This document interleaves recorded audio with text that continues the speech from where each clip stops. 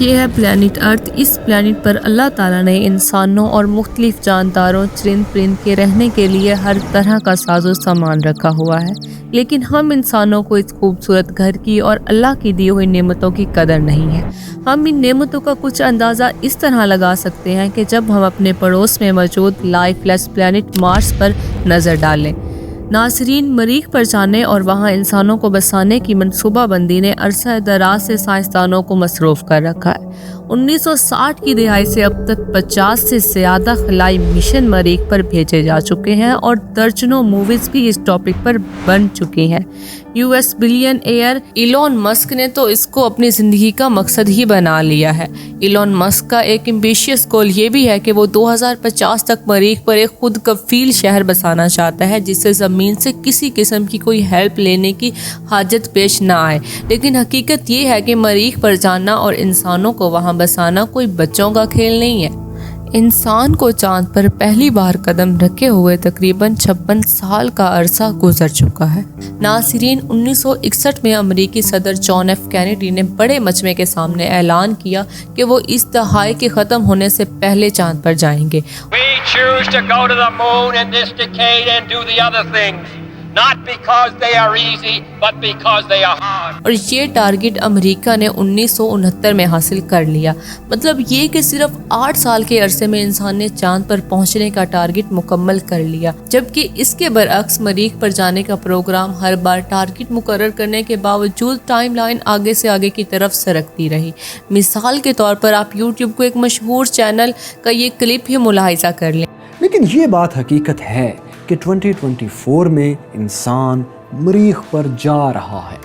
ایک آدمی کا یہ کمنٹ بھی دیکھیں جس میں یہ بتا رہے ہیں کہ کیسے 1980 میں یہ بات عام تھی کہ سن 2000 تک انسان ضرور مریخ پر پہنچ جائے گا، لیکن اب سن 2000 کو بھی گزرے ہوئے 24 سال گزر گئے مگر انسان کا یہ خواب ہی رہا۔ ناظرین، اسپیس ایکسپلوریشن پر آج کل اربوں ڈالر خرچ ہو رہے ہیں۔ مثال کے طور پر ناسا کا ایک مشن ہے جس کا نام ہے آرٹیمس پروگرام۔ اس پر تقریباً 93 بلین ڈالر لگیں گے۔ اس مشن کے ذریعے ناسا چاند پر انسانوں کے لیے ایک اسٹیشن یا بیس کیمپ بنانا چاہتا ہے جسے آگے چل کر مریخ جانے کے سفر میں ایک سٹاپ بنایا جائے گا۔ ایسا اس لیے بھی ضروری ہے کیونکہ زمین کی گریوٹی بہت زیادہ ہے، یعنی زمین ہر چیز کو اپنی طرف کھینچتی ہے، تو راکٹ کو اوپر بھیجنے کے لیے بہت زیادہ فیول لگتا ہے۔ اب تک جو راکٹ انسان نے بنائے ہیں وہ عام قسم کا فیول استعمال کرتے ہیں، جیسے لیکوڈ یا گیسیں، جنہیں جلا کر پاور حاصل کی جاتی ہے۔ ابھی تک انسان نے ایسا راکٹ نہیں بنایا جو راکٹ فیول کو جلانے کے لیے ایٹمی توانائی کا استعمال کرے۔ اگر ہم ایسا کر لیں تو بہت کم فیول میں بھی راکٹ کو بہت زیادہ پش دیا جا سکتا ہے۔ اس سے مریخ کا وہ سفر جو آج کئی مہینے لیتا ہے شاید چند دنوں میں ہی طے ہو سکے۔ ناظرین، مریخ پر انسان تو ابھی تک نہیں گیا اور نہ ہی مستقبل قریب میں ایسا کچھ ہوتا نظر آ رہا ہے، لیکن البتہ انسان کی بنائی ہوئی مشینیں یعنی روورز، آربیٹرز اور لینڈرز کافی بھیجی جا چکی ہیں، جس سے سائنسدانوں نے مریخ کے بارے میں بہت معلومات اکٹھی کی ہیں۔ پہلا کامیاب لینڈر اور آربیٹر وائکنگ 1 کے نام سے ناسا نے 1976 میں مریخ پر بھیجا تھا۔ وائکنگ 1 نے پہلی بار مریخ کی ہائی ریزولوشن تصویر کھینچی اور زمین پر بھیجی تھی۔ اس کے بعد بہت سے روورز مریخ کی سطح پر بھیجے گئے تاکہ وہاں زندگی کی علامات، پانی اور مریخ کے ایٹماسفیئر کو اسٹڈی کیا جا سکے، لیکن صرف 6 روورز ہی ہیں جو کامیابی کے ساتھ وہاں لینڈ ہوئے۔ ان میں سے بھی اب صرف 2 روورز ہیں جو ابھی مریخ پر فنکشنل ہیں اور وہاں سے ڈیٹا زمین پر بھیجتے رہتے ہیں۔ ایک ہے کیوروسٹی روور جو ناسا نے 2012 میں بھیجا تھا اور دوسرا پرسیویرنس روور ہے جو 2021 میں ناسا کی طرف سے بھیجا گیا تھا۔ 2021 میں انجینیوٹی نام کا ایک ہیلی کاپٹر جو کہ خاص طور پر مریخ کے ماحول کو مد نظر رکھتے ہوئے بنایا گیا تھا، اسے بھی مریخ پر بھیجا گیا۔ یہ ہیلی کاپٹر $80 ملین کی لاگت سے تیار کیا گیا تھا۔ اس نے 3 سال میں تقریباً 72 پروازیں مکمل کی، لیکن جنوری 2024 میں یہ کریش ہو گیا اور اب یہ بے جان حالت میں مریخ کی سطح پر پڑا ہوا ہے۔ स्पेस एक्स कंपनी के मालिक इलॉन मस्क का स्टारशिप प्रोग्राम भी $1 बिलियन का प्रोग्राम है। स्पेस एक्स स्टारशिप के नाम से एक ऐसा स्पेसशिप तैयार कर रही है जिस पर वो 100 लोगों को मरीख पर भेजना चाहते हैं। स्टारशिप की खासियत ये है कि ये रीयूजेबल रॉकेट है, मतलब ये कि ये रॉकेट ज़मीन से ना सिर्फ मरीख जाएगा बल्कि वहाँ लैंड करेगा और फिर लोगों को वापस भी ला सकेगा। इन रॉकेट्स की टेस्ट फ्लाइट स्पेस एक्स करती रहती है जो काफ़ी कामयाब भी होती है, और ये फ्लाइट्स आप स्पेस एक्स के यूट्यूब चैनल पर देख भी सकते हैं। इन सब कोशिशों के बावजूद भी मरीख पर जाना और वहाँ कॉलोनी बनाना तकरीबन नामुमकिन है। अभी के लिए मैं यही कहूँगी कि मरीख पर बस्ती दीवाने की मस्त। आखिर ऐसे क्या चैलेंजेस हैं जिनकी बिना पर मैं ये कह रही हूँ? तो आइए नाज़रीन अब वो सब डिस्कस कर लेते हैं। सबसे पहला चैलेंज डिस्टेंस का है। नाज़रीन, चांद हमारी ज़मीन से तकरीबन 1,84,000 किलोमीटर दूर है, जबकि मरीख का मिनिमम डिस्टेंस भी ज़मीन से 5,46,00,000 किलोमीटर बनता है, जो कि चांद की दूरी से 142 गुना ज़्यादा है।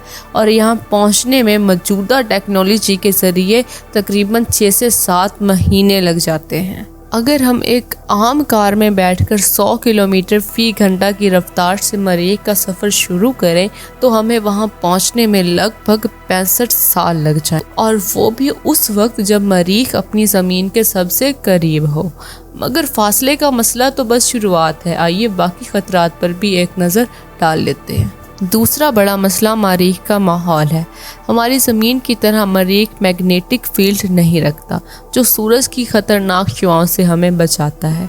इसका मतलब ये है कि अगर इंसान मरीख पर ज़्यादा देर तक रहे तो सूरज की रेडिएशन और कॉस्मिक रेस उनके लिए ख़तरनाक हद तक कैंसर, कमजोरी या मौत का बाइस भी बन सकती हैं। मरीख की ग्रेविटी ज़मीन के मुकाबले में सिर्फ 38% है। ये सुनने में तो मज़े की बात लगती है, लेकिन हकीकत ये है कि हड्डियों का कमज़ोर होना, पट्टों की कमज़ोरी और दिल की कारकर्दगी मुतासिर होना जैसे मसाइल इंसानों के लिए बहुत बड़े चैलेंज बन जाते हैं, ख़ास तौर पर अगर वहाँ तवील क़याम की बात हो।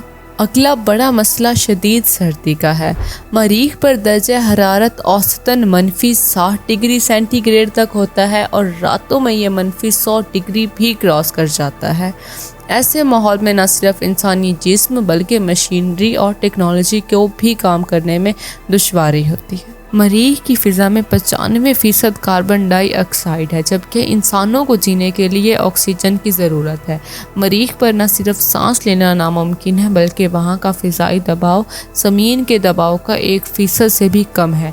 ये इतना कम है कि इंसान बगैर स्पेस सूट के सिर्फ चंद सेकंड्स में होश खो बैठेगा या मर ही जाएगा। एक और अहम मसला पानी की शदीद कमी भी है। मरीख पर पानी सिर्फ आइस की शक्ल में मौजूद है, वो भी ज़मीन के पोल्स की तरह सॉलिड हालत में।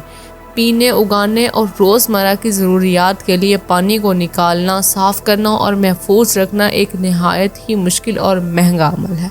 मरीख पर ना मिट्टी है, ना हवा, ना सूरज की मुनासिब रोशनी, तो वहाँ फसलें उगाना भी एक बहुत बड़ा चैलेंज है।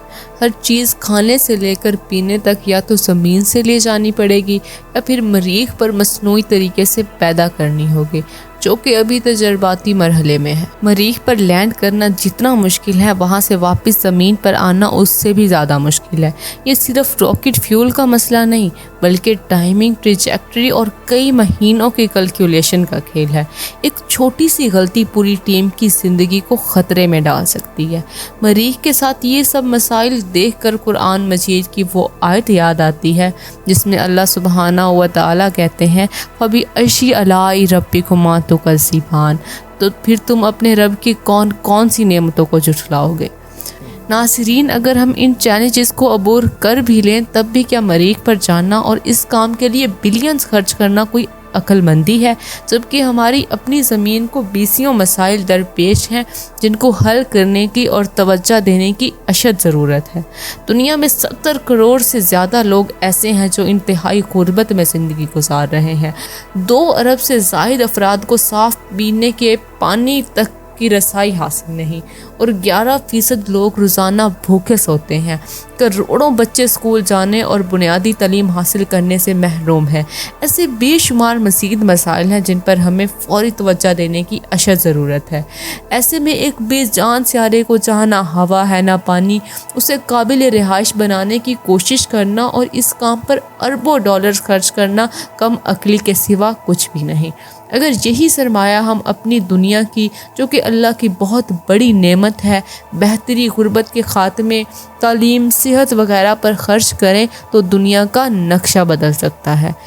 شاید جو لوگ مریخ پر کالونی بسانا چاہتے ہیں ان کو اس دنیا کی قدر و اہمیت کا اندازہ تب ہی ہوگا جب وہ مریخ پر جائیں گے اور وہاں بند چیمبرز میں مصنوعی ماحول میں اپنے دن گزاریں گے۔